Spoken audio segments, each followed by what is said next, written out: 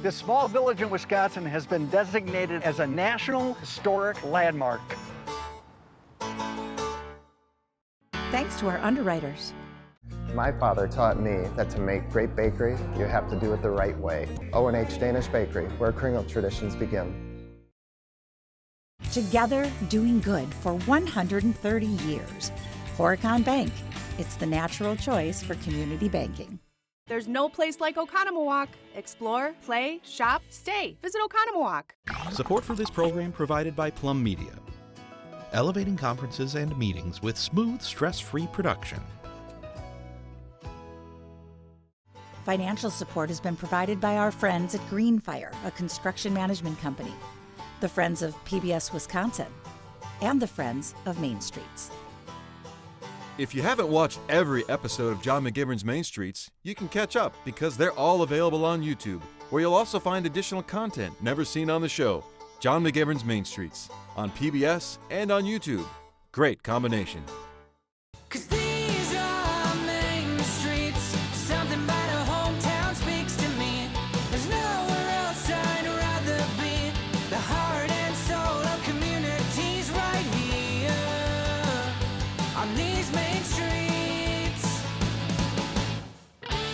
If you've watched this show before, you've heard us say, you've just got to see Greendale. Well, I'm excited because we are in Greendale for an entire episode. Why? Well, because you just got to see it. The thing about Greendale, when you're here, it feels like you're in the small town in the middle of Wisconsin, when in fact, you're in the middle of a Milwaukee suburb. Greendale is about 8 miles southwest of downtown Milwaukee, and as far as suburbs go, it's a small one. It's 5.5 square miles with a population of 15,000 people. And the thing about this town, when you're here, you feel a sense of pride and a sense of community from all of the people that live here. This is Greendale. You just gotta see it. Hi, Emmy. Hi, John. Can we talk all things Greendale? We can. If we're talking Greendale, we have to talk about history first because it's got one of the most unique history stories of any episode we've ever done. It deals with the New Deal, FDR, during the Great Depression. Well, let's start there then. President Roosevelt and his idea for something called the Resettlement Administration. Yeah. The whole point was to help struggling families find homes. So the initiative was, let's build these greenbelt communities. They really wanted them to be self-sustaining and walkable, but yet near a big city. Yeah. And the New Deal was about getting people back to work. So the 3 communities, greenbelt communities that were built, were constructed by local labor. Love it. 1938, Greendale was built, the last of the greenbelt communities. 366 homes were built.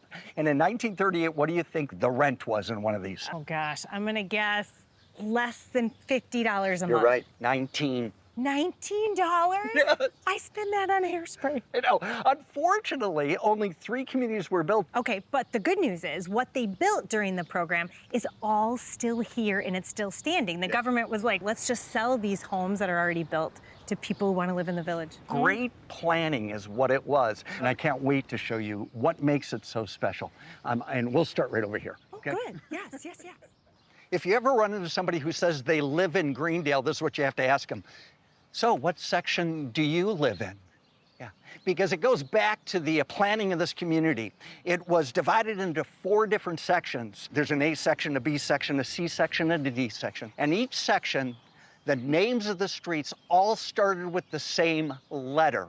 So here I am in the B section. I'm on Basswood. So in the B section, of course, there's Basswood and Badger and Berry and Bluebird and Balsam. We're in front of an original. We're here with Colleen, who lives in this original and who was raised in this original. Right. You've been here a while, right? Is this the original floor plan of the house? Oh, no. No. This has been doubled in size because when my mom and dad moved here, my mom was having her 4th child and eventually had 11 children, so they just kept adding on and adding on and adding on. Can you talk about your chimney? Because there's a few of these around the village. Couple hundred. Only on these houses, though. Okay. It was because the chimneys were all made out of brick. So 30 years later, the brick started crumbling. So they would call this local guy, Al Emmons, who did stucco work, much cheaper, and he started stuccoing them and eventually evolved into making these beautiful designs. Yeah. What's on yours?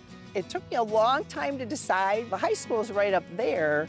Greendale's the Panthers. So I said, well, I'd like a panther. He brings this giant panther, and then he thought of putting the baby one with it. It was this, because they look much smaller up high. I wanted a tribute to my mom and to my dad. My dad was 100% Irish. Yeah. And then on the other side, we put a Polish crest. Can we talk about the way they designed this town and the neighborhoods in it? So our architect built the houses close to the road. Yeah. He built the houses back to back, so the yards were back to back.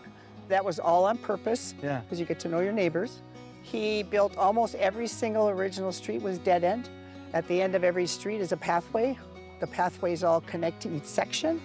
So I can take this pathway all the way down and switch over to the B section. Then I can be in the A section without crossing maybe 1 or 2 streets, if that. And then all those pathways lead to the village center where the shopping was. There was everything you needed because the original families was middle income and not many people had cars. You really needed everything here that you didn't have to leave. Yeah, community, that's what it was all about. Are there many of you left? People who were raised here and still live yes. here? There are. Oh, many. But I can tell you, it was such a big deal to be able to live here. Yeah. My dad actually, he wrote, best thing that ever happened, we were able to move to Greendale. One of the best things about Greendale, all these homes that butt up to beautiful green space. I'm on Clover Lane. You'd think this is the front of the house. Guess what? It's not. That's the back of the house that is on the street. The back is the front and the front is the back. As here is the front of the house that looks out to this. Take a look. Now this makes sense to me. Even as the borders of Greendale expanded, this 1,000-foot stretch of Broad Street has always been the central hub of the village. A lot of people think this is like a Norman Rockwell town. Well, when you get to the corner of Broad Street, that guy thinks so. It's Norman Rockwell. Thought I'd give you a hand. Good job. Looks good. Taking a little while. First Lady Eleanor Roosevelt gets a lot of love around these parts. And there's a famous story from one of the times that she visited here. She noticed that deliveries of coal were being brought to homes and they were being left right next to the laundry room where all the women were doing the laundry. She didn't think that was a really good idea. They decided to start building doors that contained the coal bin, and guess what happened? The laundry stayed cleaner. So the lesson for all of you, just ask a woman. How did this happen for you? This was a dream of mine and a passion of mine to always open up a restaurant. Yeah. And so I went to my wife and I'm like, this opportunity came up. I'm like, let's do it. And she knows I always wanted to do it. And so she said, let's do it. Named it after Eleanor Roosevelt, who came here in 1938. We're in the kitchen at the Eleanor Room. I'm gonna go to work, okay? What are we making? This is Chef Alex, by the way. Hi, how's it going? Today we're gonna make potato roasties. Roasties. Yeah, so roasties are a sweetest version of potato pancakes. So Where do we start?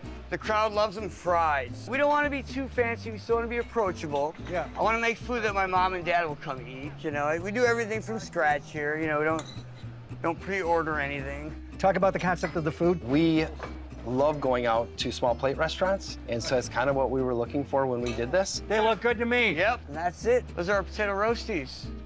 And how beautiful is the plate? This is great. This is so not the Roasty. potato pancake I was raised in. Style-wise, is this your style? This is. If I were going to a restaurant, this is what I would have loved to see. A real vintage 1930s, 40s vibe. Yeah. Looks kind of like a speakeasy. And the food really matches the room. Yeah, the food is absolutely beautiful. I actually think the food is more beautiful than the room, but hey, that's There okay. you go. All right, next, this is actually my favorite. We're gonna do scallops with succotash. If you cook them right, they're kind of considered the donuts of the sea. You want them real nice and soft. The donuts of the sea. I Donuts didn't know of the sea. that. Yep, that's what they're called. Has this community been kind to you? Glad you're here. I have so many people thanking us for creating something else that's like, you know, more in that middle, the high-end range, good food, an awesome space. Come on.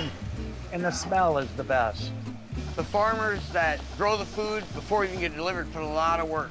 So we don't want to waste that food. We don't want to make their work in vain, you know? I like fancy, but I like when my everyday diners can enjoy food in a sensible way. So. Yeah. I want people to have awesome food, have a great time, come to an awesome place, have a great experience. It's a beautiful room. Thank and you. great food. Thank you so much. There are 3 greenbelt communities throughout the United States. Do you know where the other 2 are?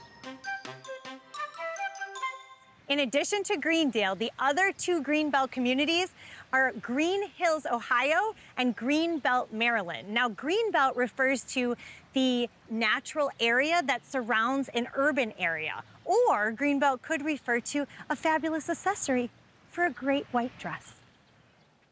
Greendale has incredible support for its performing arts, especially its music programs. Can I tell you have quite a reputation? You know that, right? Thanks. Yeah. You've been doing this for how long? This is year 25. Oh, nice. I knew there was a ton of potential here because the Greendale School District and the community is so unique and special. From day one, I wanted to set out to make it a destination for kids of all ability levels and get as many kids exposed to music. And so we've done that over the years. Once I really started playing, I realized, wow, this is my instrument. How long have you been playing that tuba, John? Oh, I don't know, 5 years now? 5 years. Yeah. We don't do auditions. No auditions? No auditions. So anybody that comes in that wants to be a part of the band or the color guard, they're spinning the flags and doing anything like that, they are in. Marching band, jazz band, concert bands, pep band. And marching band is really how you got your reputation, yes? Yes, absolutely. Yeah. We've won 19 straight state championships. Congratulations. Thank you. Marching band has kind of been the centerpiece of my high school career. And it's kids from all walks of life. We've got football players, basketball players, cheerleaders, theater. It's about just trying to make this a destination for kids to want to be in and perform their best, and then good things will happen.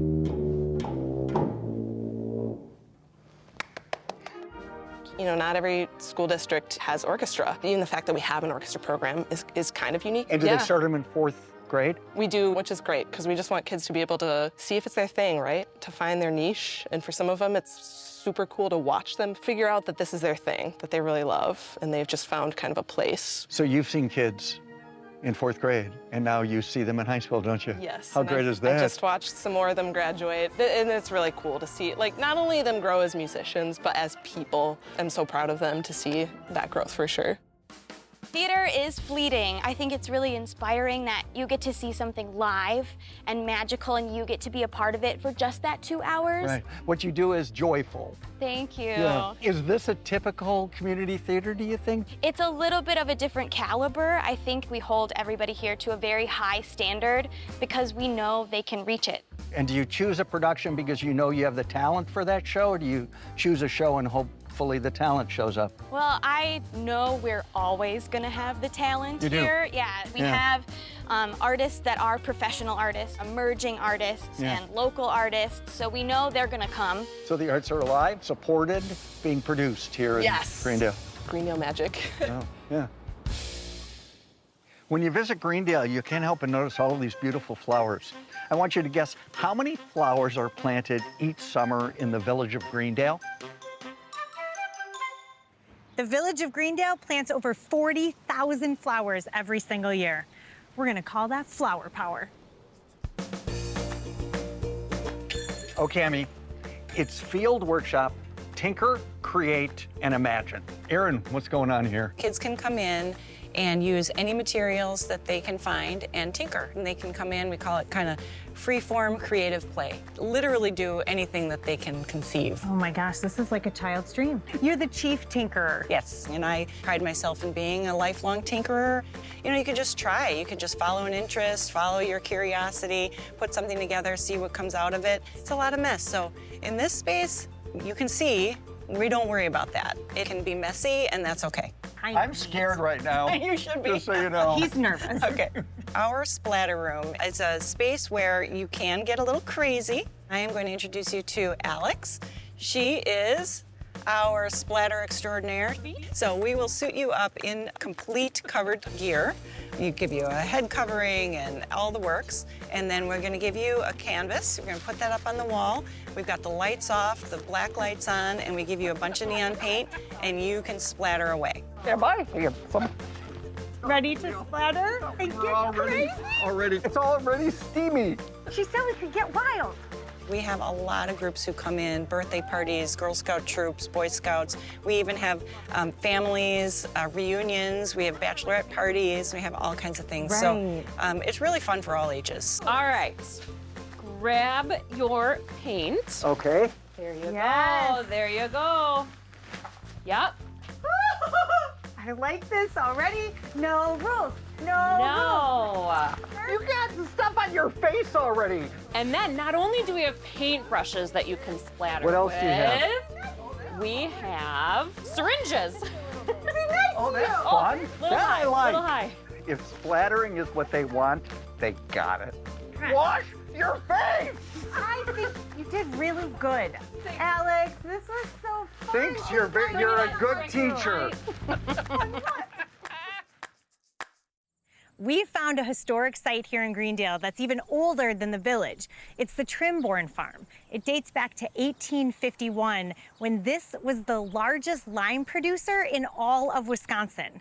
Lime was used for so much: construction projects, fertilizing, making paper, and keeping food and water safe. Then it was turned into a dairy farm, and this building behind us, the oldest and largest stone barn in Wisconsin. And then it housed the WPA workers who were here building houses in Greendale. It then became an airstrip for skywriters and crop dusters, and now it's a historic site. Talk about reinventing yourself. I'm in the lobby of a company that's been here since 1948. Kinetic, what do they do, and what have they been doing since 1948? We produce a product that everybody can relate to. We make blades for the toilet paper industry. So what does it take to make blades for the toilet paper, for that industry? You might not think of this, but a lot of the blades are finished within tenths of a thousandth of an inch. Longevity here? Oh, yeah. I don't know what the average tenure is, because honestly, it's been so long, people are starting to retire. If people like what they do, this is a really great place to work. And it takes a special kind of person to have the ability to do really hard work and have a high attention to detail. You have to be kind of exact, don't you? We have to be exact, and the strongest attribute we have about the company is the people that work here. So we're very proud of that. We're taking these shear blades, which have already been pre-machined and they've been heat treated. And is this the last process before they're out the door? This is the last process before they're out the door. Defects are really a no-go for us, but it really comes down to our skilled operators. Eric's been here, he's worked here pretty much his entire career. How you doing, man? You want some help cleaning it? If you don't mind. Anything other than the toilet paper tissue industry that you guys are making blades for? Yeah, we make blades, shear blades and side trimmer blades for actual steel mills. So this is a more traditional steel mill shear blade. What are these guys? These are for cutting profiles of steel. This is actually for notching steel. This is actually a log saw. If it's a knife that cuts an industrial product, we make it. If somebody walked in here today wanting a job here, what would you pray that their skill was? They need the care. Good. If they care, they come to work and have ambition, we can make them have a great career. It's so good. Yeah. This is a lathe. So this is for turning round parts. So basically we're gonna turn that round disc of steel into this, which is a trimming knife for cutting coils of steel. And how many can you make it in a shift? Probably like 15. 15? Yeah. Basically every steel mill in the world would use these knives. They would? Yep. You know, the time I've been here, we've never had a challenge that we couldn't figure out. The business isn't made up of the machinery and equipment that you're going to see. Right. It's made up of the people that come to work every day. That's how it should be. That is how it should be, absolutely. Thank you guys for coming. Been a pleasure to show you guys our little corner of Greendale. I love the history of Greendale, and it's been so easy to find. Do you know that there are 16 historical markers all around the village center? This one commemorates the artist Alonzo Hauser, who sculpted this in 1939. And what this represents is all of the working class men and women that would be moving into Greendale. 86 years old. I hope I look that good when I'm 86. I'm inside the Greendale Police Department. How long have you been doing this? I've been on Greendale Police Department since April of 2019, so just over 6 years. Here's our chief of police. Hey, Chief. How are you? My name's John. Good to meet you. Nice to meet you. Thanks for letting us in. Yeah, no problem. He's gonna let me ride along with him, too. In the back, I heard. What? Shut up. I don't want to ever sit there. Did you know Greendale before you joined? I knew of it. Yeah. Been only here a couple times, just to Southridge Mall to do some shopping and stuff like that, but otherwise, not too much. What temperament do you need to do this? You have to be willing to go into bad situations and try to correct them and make them right. Yeah. And that's what I'm a big fan of, trying to help people out on their worst day. Can take you into our booking room, So anytime we have anyone in custody, we can bring them in here. Yep, this is how we do it. We just sit right in here, ask them any questions that we have for them. I'd be like, can I get a cushion, please? Right. That's where we take their photograph. We have them stand on those footprints. Uh-oh. This is our training room.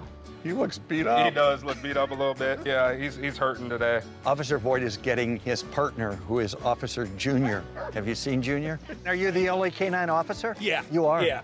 So he's considered a dual-purpose canine for us. That means he'll find narcotics, tracking people, article finds, which is evidence, and then protection for me, too. So Sure. if somebody were to attack me, he'll engage that person. He's good looking. Thank you. Yeah. What's the most fulfilling part of doing this work? I would say having random people come up to you and just say thank you. Thanks for being here. Yeah. Thanks for ensuring our safety. So when you approach a stop, like, will you give a ticket usually? How does it work? Depends what it is. I like to hear their reasonings. Usually you get some good excuses why they're speeding, so that's always fun to hear. So does National Bakery give you donuts?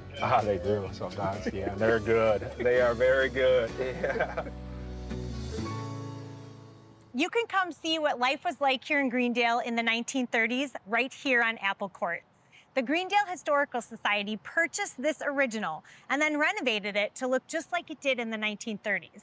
But you don't have to just walk through it for 20 minutes. You can actually rent it out. But remember, in there, it's the 1930s, but with Wi-Fi and AC, because my gosh, people have to survive. What a beautiful space. Thank you very Yeah. much. So Dia y Noche means day and night. Yes, sir. And talk about the two different concepts in this one space. Dia, which means day, is our daytime cafe, which focuses on cafe food, our 6 blends of coffee. All the different bags are designed by 6 different Latin American artists from all around the world. Who's working the counter? That's Maddie, our wonderful Maddie, I'm John. Maddie. Good to see you. I became a barista You did? here. I've been here for 3.5 years. Oh, you know your craft. Yes, don't you? yes. So I'm just gonna grind it. Good. What do people order a lot? It's called the Chiquita Banana. So Oh, it's no, no. banana flavored milk, caramely with espresso. Oh, let's do that one. That one. And this is our homemade banana oat milk. It's a secret recipe. Okay. Yes. Tell it to me. So I'm just home for the summer, and this is where I come back to work. 'cause Very I love nice. it so much. Good job. Yum. To you. Cheers. On this side of the building, Noche, this was more like the nighttime restaurant, cocktails, dinner kind of vibe over here. Yeah. I'm presuming it's Latino food? Yeah. So our menu rotates. I guess I'll take over now, okay? He's on break. Oh, he's back. We feature 3 different Latin American countries every time the menu changes. You can tell he's done that before. So our executive chef, Jose, and his wife are from the Dominican, but they can do it all. And all of our kitchen staff is from various Latin American countries. Okay. He has a flare back there. Did you notice? He does. He's the greatest. So yeah, he's been with us a really long time. He's wonderful. His Yeah. wife is wonderful. He knows They're- what he's doing. Yes, Yeah. he does. Order up. Oh, it smells good too, huh? Yeah. Ellie, is this the only Latino restaurant in the area? It's definitely the only one that's in the village of Greendale. Greendale's really good about not stepping on each other's toes. You know, everybody has their little niche. So we want to keep a variety of things down here and not have everything be exactly the same. Yeah. This really adds something to this community. So, yeah, it's a good place to be. Greendale's a great community. Cheers. Dia y Noche. I love a good fajita. If you want to experience Greendale like a true local, you must swing by Ray and Dot's Tap. It's next to the VFW. It might not look like a whole lot from the outside, but let me tell you, boy, does the community love it. And the beer is cold and cheap. Thanks, Ann. Hey, guys, where are we? That's right. Cheers! Woo! Emmy, what'd you think of Greendale? I think to see a charming place like this and know that so much of this community was built when people were struggling, it's inspiring. And really, it's an example of what great urban planning can do. And it's no wonder the people who live here, people that call Greendale home, are so incredibly proud. Oh, I would be too. Yeah. Hey, Evan. Hey, John. Hey, Ellie. Hi, John. They live in Greendale, in the A section, and Evan produced this episode. So guess what? We made them sit there. They loved Greendale. There's nowhere else I'd rather be. The heart and soul of communities right here. He's like, shut up, John. We're gonna be drunk by the time of this. I love it. This is the last one. What were you waiting for? But they thought I was getting married to you? Oh, I have a... What is it? What is my line? I love the wonder of struggle. Have you ever wondered? Why would that pretty girl marry that old gay guy? Because you're funny. Thanks to our underwriters. My father taught me that to make great bakery, you have to do it the right way. O&H Danish Bakery, where Kringle traditions begin. Together, doing good for 130 years. Horicon Bank. It's the natural choice for community banking. There's no place like Oconomowoc. Explore, play, shop, stay. Visit Oconomowoc. Support for this program provided by Plum Media. Elevating conferences and meetings with smooth, stress-free production. Financial support has been provided by our friends at Greenfire, a construction management company, the Friends of PBS Wisconsin, and the Friends of Main Streets. If you haven't watched every episode of John McGivern's Main Streets, you can catch up because they're all available on YouTube, where you'll also find additional content never seen on the show. John McGivern's Main Streets, on PBS and on YouTube. Great combination. It's not kids moving slow you have to worry about. It's kids moving fast. That should be fast children. That's just saying.